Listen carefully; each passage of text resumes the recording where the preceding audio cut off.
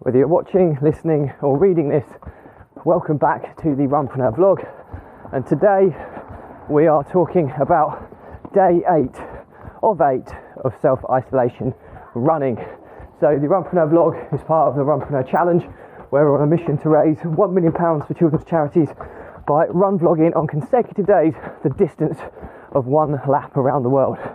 It is a staggering 40,075 kilometres. It's going to take somewhere in the region of 11 years to accomplish. I've got to commit to running at least 5 kilometres every single day, and whilst vlogging I'm even going to do it barefoot style. So if you want to find out how to support the challenge, please check out the links in my bios where you can find access to the website, and let's get started.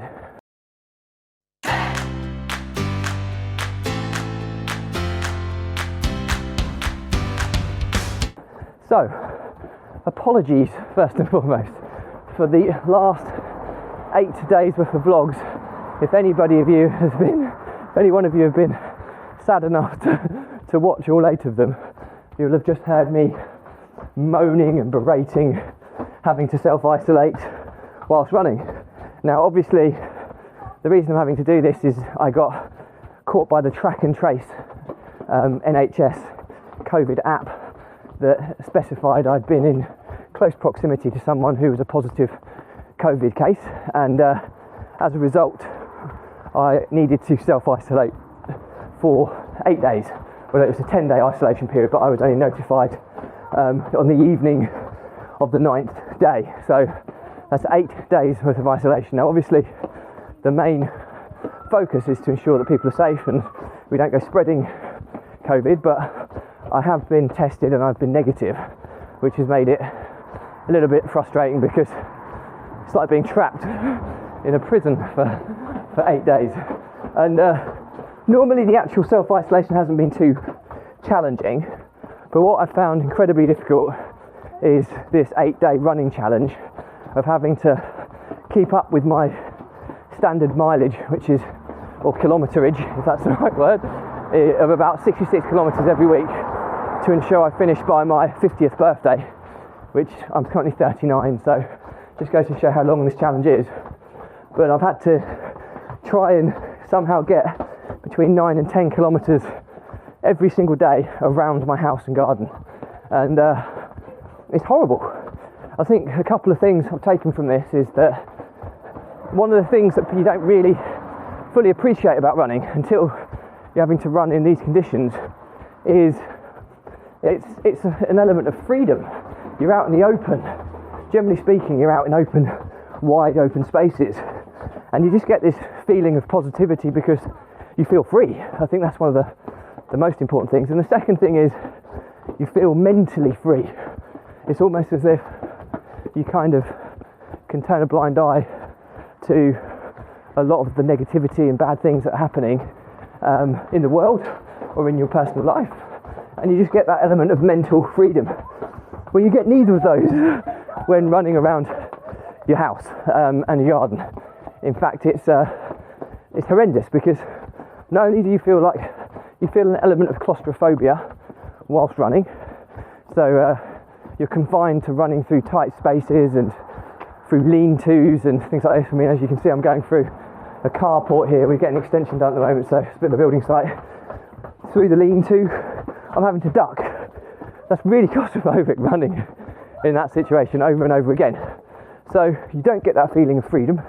You feel very confined to a very small space, so it doesn't really feel like proper running. And then secondly, with the mental freedom, well, the one thing that you enjoy about running is the fact that you quite often don't have to think. You can just kind of switch off and chill out.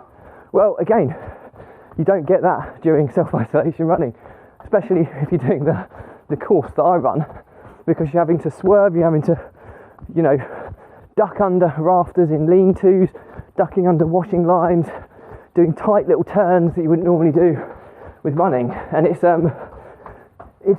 incredible. I'm ducking to get through the lean-to, which means you have to constantly think about how you're running, which you don't get that respite. I'm constantly having to think, I have to duck under the clothesline, duck under the lean-to. And it takes that small element of enjoyment from running as well. So I know I've been very negative over these last 8 days, but ultimately it's about keeping people safe.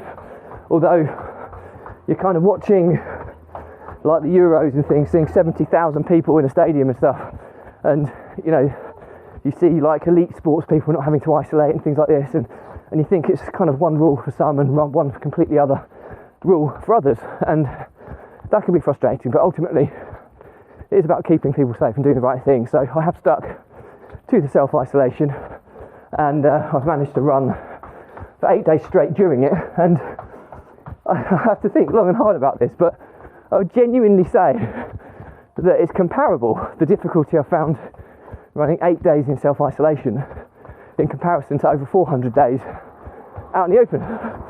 It is comparable as a challenge. I found it really difficult.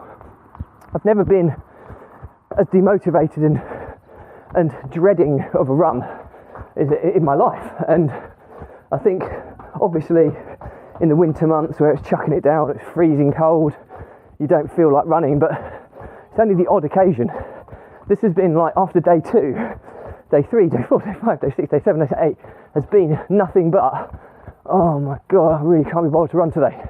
But then when you're doing this running challenge, you have to find a way. So it's been really mentally tough. It's pushed my mental resilience to places that I haven't been that often.